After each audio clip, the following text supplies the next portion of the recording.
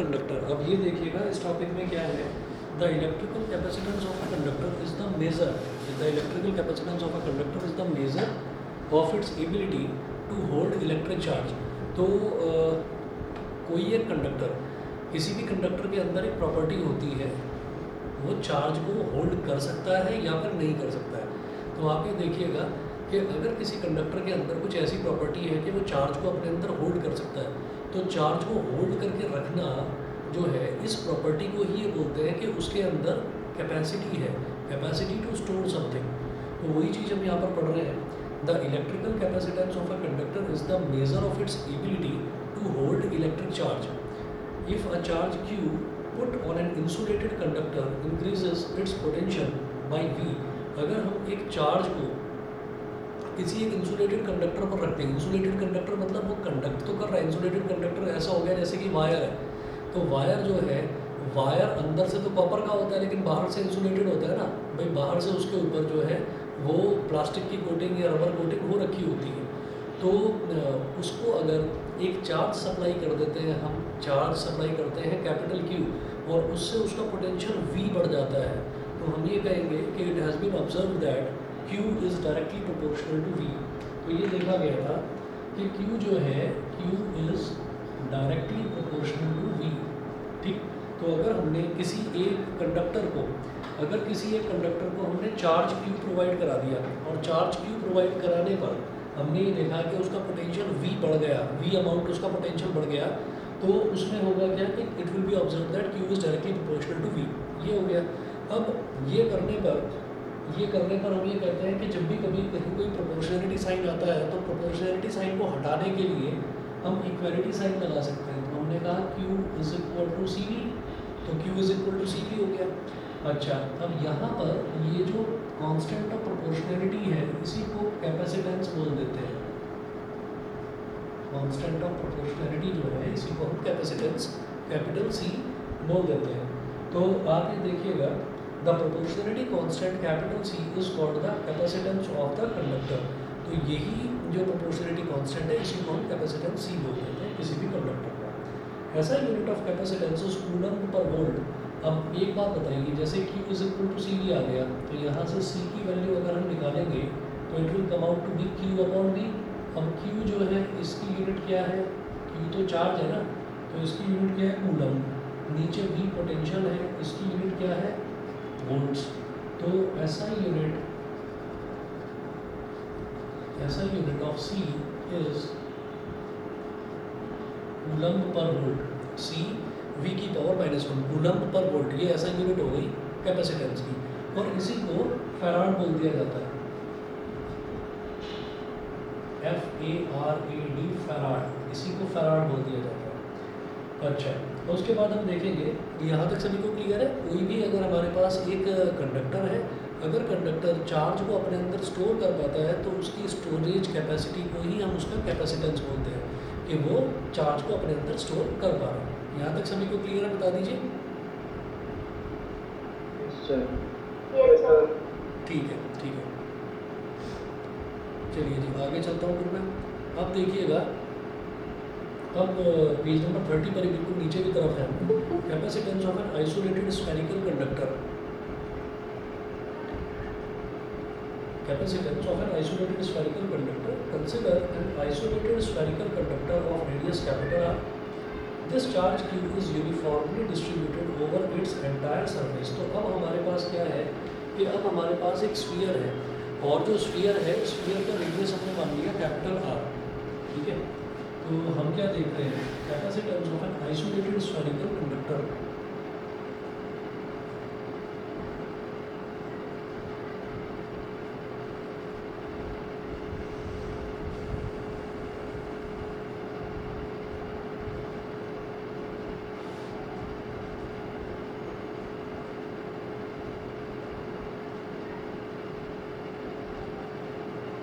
Isolated spherical conductor.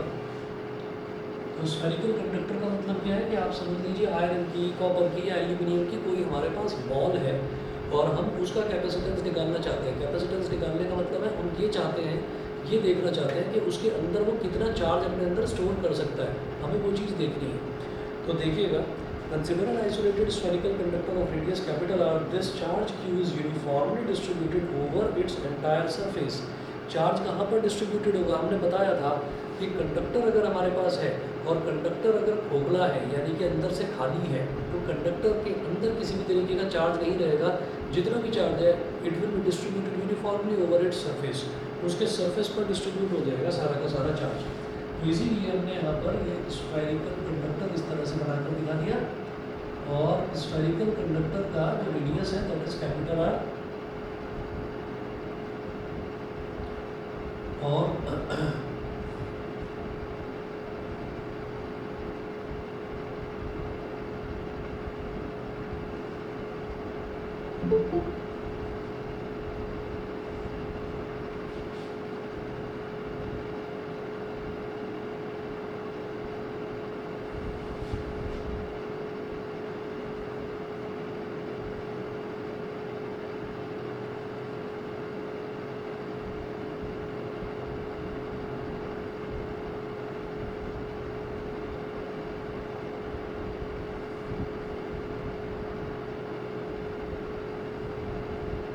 ये जो हमने लाइंस निकाली है बाहर, ये आप समझ गए होंगे क्योंकि पॉजिटिव चार्ज इसको प्रोवाइड कर रखा है हमने, तो पॉजिटिव से इलेक्ट्रिक लाइंस ऑफ फोर्स बाहर की तरफ निकलती हुई होती है.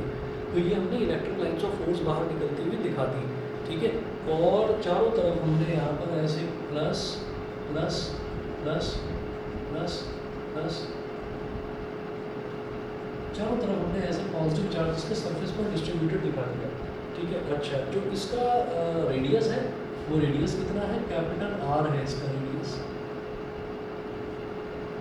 कैपिटल आर इसका रेडियस हो गया. अब हम ये कहेंगे it can be assumed to be concentrated at the centre of the sphere. तो जितना भी चार्ज है वो हम पहले भी देख चुके हैं कि चार्ज जो है वो सारा का सारा it is assumed to be concentrated. होता सारा का सारा इसकी सरफेस पर है चार्ज. लेकिन जब पोटेंशियल निकालते हैं तो हम ये कहते हैं कि हम मान लेते हैं सारा चार्ज यहाँ पर सेंटर पर कंसंट्रेटेड है. ठीक. अच्छा, the potential at any point on the surface of the spherical conductor will be. तो सरफेस पर किसी भी पॉइंट पर अगर मैं पोटेंशियल निकालूंगा तो वो पोटेंशियल कैसे निकलेगा? V is equal to 1/4 pi epsilon nought capital Q upon R. Capital Q upon R. अब हम ये कहेंगे कि ये तो पोटेंशियल हो गया. Therefore, capacitance of the spherical conductor situated in vacuum is C is equal to Q upon V. तो अगर हम कैपेसिटेंस निकालें तो कैपेसिटेंस हमने देखा, कैपेसिटेंस का फॉर्मूला होता है C is equal to Q upon V. Voltage या पोटेंशियल वो कितना आ गया? किसी भी स्फेरिकल कंडक्टर का पोटेंशियल कहीं भी किसी भी पॉइंट पर मैं निकालूँ, इसके सरफेस पर यहाँ निकालो, यहाँ निकालो, यहाँ निकालो, कहीं भी निकालो, तो सेंटर पर सारा का सारा charge is assumed to be concentrated at the centre. तो चार्ज अगर यहाँ पर रखा हुआ है तो यहाँ से सरफेस का कोई भी पॉइंट कितने डिस्टेंस पर है? R पर. तो पोटेंशियल ये निकल गया. हम ये कहेंगे कि therefore capacitance C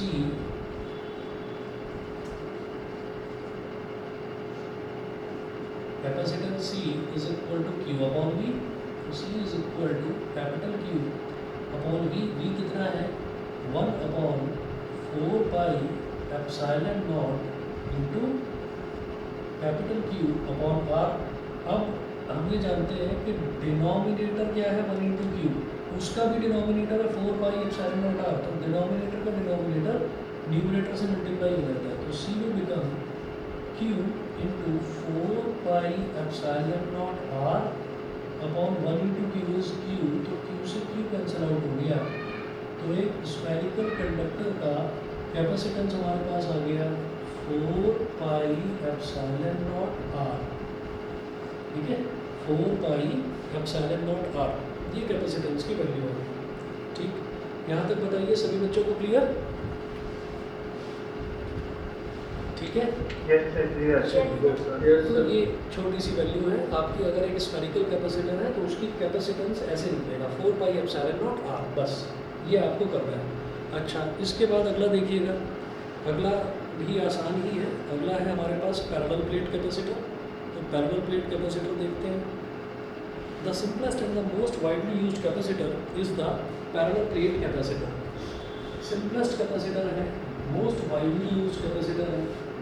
अगर कभी आपको मौका मिले, घर में गाड़ी हो, उस गाड़ी बैटरी में कभी पानी चेक करने का या पानी डालने का मौका मिले तो जरा टॉर्च से उसके ना मतलब 6 जो है छोटे छोटे होल्स होते हैं उसमें, उसके ऊपर कैप लगी होती है, तो उस कैप्स को खोल कर और फिर टॉर्च से जरा अंदर देखने की कोशिश करना। जब आप अंदर देखोगे तो आपको सीधी सीधी ना लाइनें दिखाई देगी, ऐसे ऐसे ऐसे। तो बेसिकली होता क्या है कि वो ना पैरेलल प्लेट्स होती हैं। तो पैरेलल प्लेट्स ऐसी होती हैं कि जैसे एक प्लेट ऐसे लगी हुई है और दूसरी प्लेट बिल्कुल उसके बराबर में ऐसे लगी हुई है और तीसरी प्लेट ऐसी और लगी होती है बराबर में। तो एक के मतलब पैरेलली प्लेट्स लगी रहती हैं, उसी को हम पैरेलल प्लेट कैपेसिटर बोलते हैं और वो चार्ज को अपने अंदर स्टोर करके रखता है। अगर बैटरी में चार्ज स्टोर ना हो तो जब हम कार का इग्निशन ऑन करते हैं तो कार स्टार्ट नहीं होगी, ठीक है। तो बैटरी का काम ही इलेक्ट्रिसिटी को, चार्ज को स्टोर करके रखने का। चार्ज स्टोर है तो फिर इलेक्ट्रिसिटी भी फ्लो हो जाती है, ठीक है। देखिएगा, the simplest and the most widely used capacitor is the parallel plate capacitor. It consist of 2 large plain parallel conducting plates separated by a small distance। तो हमने कहा पैरेलल प्लेट कैपेसिटर में एक प्लेट ऐसे हमने रख दी, एक प्लेट हमने ऐसे रख दी और जो दूसरी प्लेट है, दूसरी प्लेट को हमने ऐसे रख दिया, ठीक है। ये 2 प्लेट्स हैं। तो पैरेलल प्लेट कैपेसिटर में हमने क्या करा,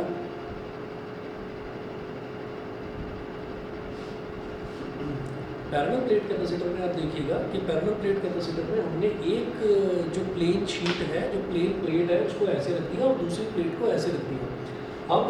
अब हम ये देखेंगे कि ये अपने अंदर कितना चार्ज स्टोर कर सकती है, इसका कैपेसिटेंस कितना होगा, हमको ये कैलकुलेट करना है। तो जैसे इसका देखा 4πε0 और सिंपल सा इतना 2 स्टेप का आपका डेरिवेशन है, ऐसे ही इसका भी बहुत लंबा डेरिवेशन नहीं है, छोटा ही है, समझ में आ जाएगा। देखिएगा, हमने ये कहा कि ये जो प्लेट्स हैं, ये जो प्लेट्स हैं, इन प्लेट्स का जो एरिया है वो एरिया है कैपिटल ए। प्लेट्स का एरिया है कैपिटल ए, इसका भी एरिया कैपिटल है और जो नीचे वाली प्लेट है इसका भी area capital A. Capital A हो गया एरिया। अच्छा, दोनों प्लेट्स के बीच में सेपरेशन कितने डिस्टेंस का है, स्मॉल डी का सेपरेशन है दोनों के बीच में, small D, they are separated by small D distance. उसके बाद हमने कहा कि जो भी हम प्लेट्स लेंगे तो एक प्लेट को हम रखेंगे पॉजिटिवली चार्ज और एक प्लेट को हम रखेंगे नेगेटिवली चार्ज। ये जो ऊपर वाली प्लेट है इसको हमने पॉजिटिवली चार्ज ले लिया, मैंने ऐसे positive positive positive positive charge यहाँ डिस्ट्रीब्यूट कर दिया, नेगेटिव नेगेटिव चार्ज यहाँ पर इस तरह से डिस्ट्रीब्यूट कर दिया। हमारे पास पॉजिटिव और नेगेटिव चार्ज प्लेट्स ऐसे हो गए, they are separated by distance small D और हर एक प्लेट का जो एरिया है दैट इज कैपिटल ए। उसके बाद हम ये कहेंगे कि इलेक्ट्रिक फील्ड जो है, इलेक्ट्रिक फील्ड का अगर मैं इलेक्ट्रिक फील्ड कैलकुलेट करूँ तो इलेक्ट्रिक फील्ड किस तरीके से होता है, पहले देखना है कि इलेक्ट्रिक लाइन्स ऑफ फोर्स कैसे होंगी। तो इलेक्ट्रिक लाइन ऑफ फोर्स जो है वो प्लेट्स के बीच में कैसे होगी, ये पॉजिटिवली चार्ज प्लेट है, मान लीजिए ये एक प्लेट है तो ये पॉजिटिवली चार्ज है, ऊपर भी और नीचे भी पॉजिटिवली चार्ज है। तो पॉजिटिवली चार्ज प्लेट नीचे भी electric line of force radiate करेगी और ऊपर भी electric line of force radiate करेगी। ये नेगेटिवली चार्ज है, तो नेगेटिवली चार्ज प्लेट जो है ये क्या करेगी, ये जो इलेक्ट्रिक लाइन ऑफ फोर्स है, इलेक्ट्रिक लाइन ऑफ फोर्स को अपनी तरफ बुलाएगी। तो इलेक्ट्रिक फील्ड कैसा बन जाएगा, ऐसे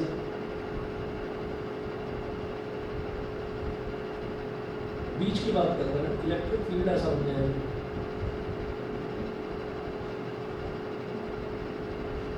तो अगर प्लेट्स के बीच में देखें तो पॉजिटिव से निकलता है इलेक्ट्रिक फील्ड और नेगेटिव की तरफ जाता है। तो देखिएगा नेक्स्ट पॉइंट में आप देखिएगा, अच्छा हमने ये कहा कि ये जो प्लेट है पॉजिटिव प्लेट है, इसकी जो चार्ज डेंसिटी है, सरफेस चार्ज डेंसिटी,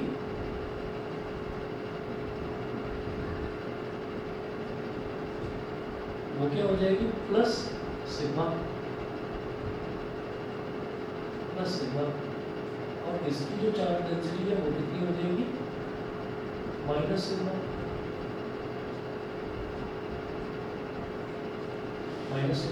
ठीक है जी, आगे चलते हैं, पेज नंबर 32 पर आ जाइए। यही चीज़ें, यही टर्म्स जो है, जो हमने टर्म्स यूज़ करी है वो एक्सप्लेन कर रखी है यहाँ पर। कैसे देखिएगा ये है area of each plate, small D है distance between the two plates, page number 32 पर हम घूमे बिल्कुल ऊपर की तरफ। प्लस माइनस सिग्मा ये क्या है, uniform surface charge densities of the two plates. Plus sigma हो गया पॉजिटिव वाले प्लेट का, माइनस सिग्मा हो गया नेगेटिव वाली प्लेट का। प्लस माइनस क्यू क्या हो गया, total charge of each plate. तो सिग्मा की वैल्यू हम जानते हैं क्या होता है, चार्ज पर यूनिट एरिया, ठीक है। तो क्यू क्या हो जाएगा, सिग्मा इंटू ए, क्यू हो जाएगा सिग्मा इंटू ए। तो उन्होंने बोला कि ऊपर वाली जो प्लेट है उसका चार्ज हो जाएगा प्लस सिग्मा ए, नीचे वाली का हो जाएगा माइनस सिग्मा ए, ये समझा रहा है। In the outer regions above the upper plate and below the lower plate the electric fields due to the two charge plates cancel out, the net field is zero, the net field is zero. तो हम ये कहेंगे कि in the outer regions above the upper plate, अगर मैं अपर plate के ऊपर की तरफ की बात करूँ कि ऊपर की तरफ जो इलेक्ट्रिक फील्ड है, और जो ये नीचे वाली प्लेट है इसके नीचे तरफ वाला जो इलेक्ट्रिक फील्ड है अगर हम उसकी बात करें तो ये क्या है कि यहाँ पर जब इलेक्ट्रिक फील्ड है due to the two charge plates, ये एक दूसरे को कैंसिल आउट कर देगा, ये एक दूसरे को कैंसिल आउट कर देगा। तो हम ये कहेंगे कि यहाँ पर जो इलेक्ट्रिक फील्ड है वो भी ज़ीरो, और ऐसे यहाँ पर जो इलेक्ट्रिक फील्ड है वो भी ज़ीरो, ठीक है ना। तो जितना इलेक्ट्रिक फील्ड यहाँ से बाहर निकल रहा है, समझ रहे हैं मेरी बात, जितना इलेक्ट्रिक फील्ड यहाँ से रेडिएट आउट हो रहा है, हमने कहा इलेक्ट्रिक फील्ड क्या होता है, इलेक्ट्रिक फील्ड रेडिएट आउट हो रहा है, और एक तरफ रेडिएट आउट कहाँ से होगा, पॉजिटिव से होगा।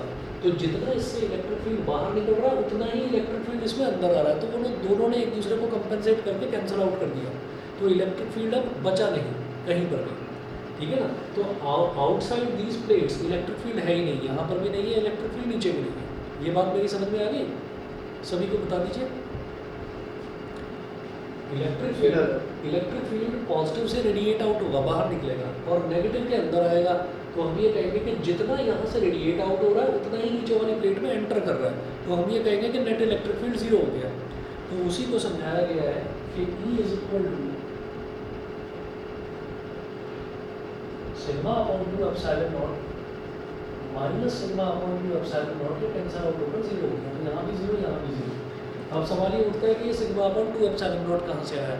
तो electric field due to an infinite plane sheet of charge, first chapter में हमने इसका डेरिवेशन करा था कि जब प्लेन शीट की बात करते हैं तो उसकी वजह से इलेक्ट्रिक फील्ड की वैल्यू ये होती है sigma upon two epsilon not. इसका एक छोटा सा डेरिवेशन है, वो हमने फर्स्ट चैप्टर में करा था, तो वहाँ से ये वैल्यू आई है, ठीक।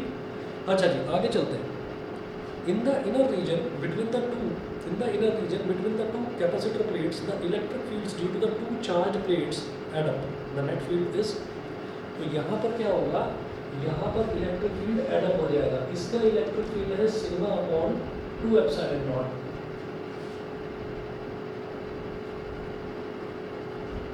बिटवीन द टू प्लेट्स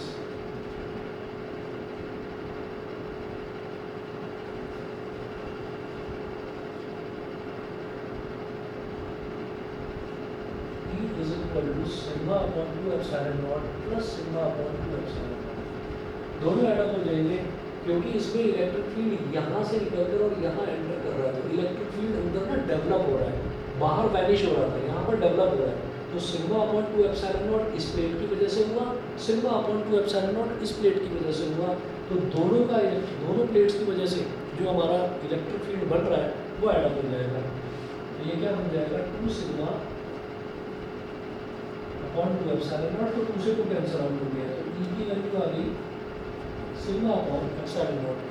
यहाँ तक क्लियर? Yes sir.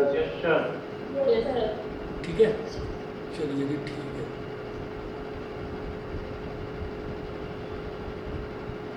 एक मिनट, चलिए।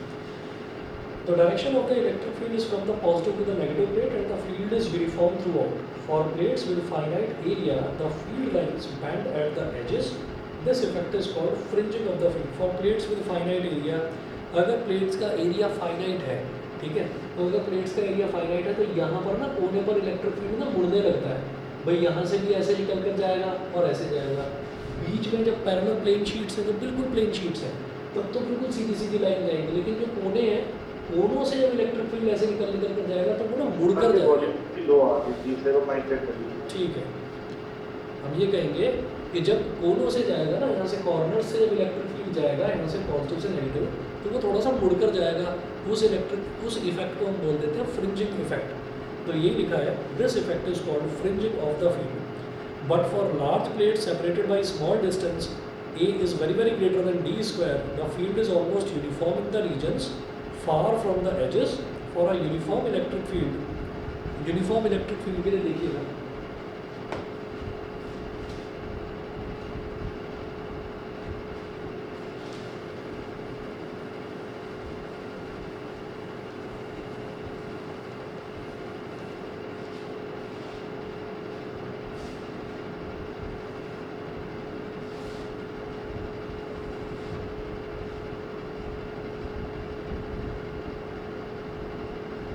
for a uniform electric field,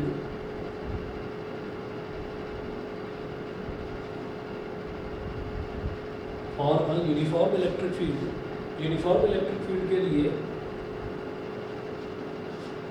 potential difference, मैं हूँ अभी पेज नंबर 33 पर। Potential difference between the plates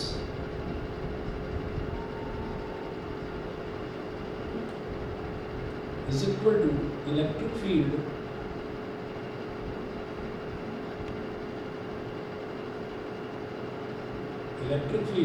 into distance between the plates, distance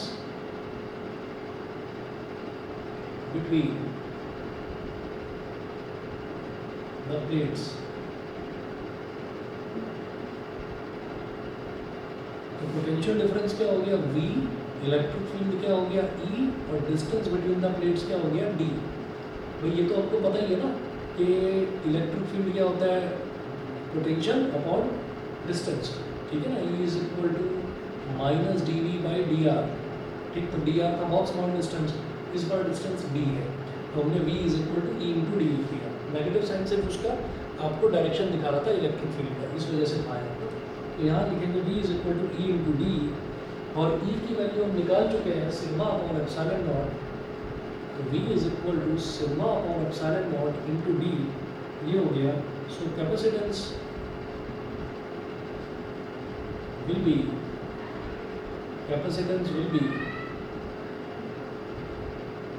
C is equal to Q upon V। तो C is equal to Q upon V कितना है, sigma D upon epsilon naught, sigma D upon epsilon naught. C is equal to denominator का denominator numerator से multiply हो जाता है, Q epsilon not upon sigma D. अच्छा, Q की value क्या है, क्योंकि सिग्मा क्या होता है चार्ज पर यूनिट एरिया, तो Q की वैल्यू क्या हो जाएगी सिग्मा इंटू ए। तो sigma into A into epsilon not upon sigma D, sigma से सिग्मा कट गया, तो C की वैल्यू हो गई epsilon not a upon D. C की value epsilon not a upon D, ठीक है जी। बस इतना ही है जो पैरेलल प्लेट कैपेसिटर का है। तो पैरेलल प्लेट कैपेसिटर का मैं दोबारा से शुरू से बताता हूँ। आपको क्या करना है, एक प्लेट यहाँ बनानी है, एक प्लेट यहाँ बनानी है। इसका एरिया कैपिटल ए, इसका भी एरिया कैपिटल ए। हम ये कहेंगे कि यहाँ से ऊपर से पॉजिटिव में से जितना इलेक्ट्रिक फील्ड रेडिएट आउट हो रहा है, नेगेटिव के अंदर उतना ही इलेक्ट्रिक फील्ड एंटर कर रहा है, ठीक है। तो हम ये कहेंगे कि दोनों ने एक दूसरे को कैंसिल आउट कर दिया, तो outside the plate electric field जो है वो आपका एग्जिस्ट ही नहीं करेगा, वो जीरो हो जाएगा। और यहाँ पॉजिटिव से निकलेगा और नेगेटिव में एंटर करेगा, तो जितना भी इलेक्ट्रिक फील्ड है वो सारा अंदर ही रहेगा। तो पॉजिटिव प्लेट का इलेक्ट्रिक फील्ड कितना हुआ, sigma upon two epsilon not. Negative में कितना हुआ, sigma upon two epsilon not. दोनों एडअप हो गए तो 2 sigma upon two epsilon not, 2 से 2 कैंसिल आउट हो गया, तो ये आ गया सिग्मा अपॉन एप्सिलॉन नॉट। अच्छा, अब पोटेंशियल डिफरेंस निकालेंगे। तो पोटेंशियल डिफरेंस क्या होता है, electric field into distance between the plates. तो V is equal to E into D, तो V is equal to sigma upon epsilon not into D, क्योंकि E की वैल्यू निकाल चुके थे सिग्मा अपॉन एप्सिलॉन नॉट, ठीक। और अब कैपेसिटेंस होता है Q अपॉन V, तो C is equal to Q upon V कर दिया, तो C is equal to Q upon V की वैल्यू ये हो गई sigma D upon epsilon nought. Epsilon nought ऊपर आया, Q की जगह मैंने रख दिया सिग्मा A, सिग्मा से सिग्मा कट गया, C is equal to epsilon nought A upon D। ये छोटे छोटे 2 टॉपिक्स आपको करवाए हैं, ये 2 टॉपिक्स आप रिवाइज करके कल आइएगा, फिर कैपेसिटेंसेस का जो कॉम्बिनेशन है वो कल की क्लास में देखते हैं, ठीक है। आज इतना ही करेंगे। Thank you, sir. सभी को क्लियर है? बता दीजिए भाई, जिन्होंने बाद में भी ज्वाइन करा था वो बच्चे भी बता दें, Yes, sir. Yes, sir. ठीक है। मैं वीडियो भी शेयर कर दूंगा, आप लोग फिर भी एक बार देख कर कल आइएगा क्लास में। ओके जी, थैंक यू सर। ओके जी, okay okay okay Thank you, sir. Okay.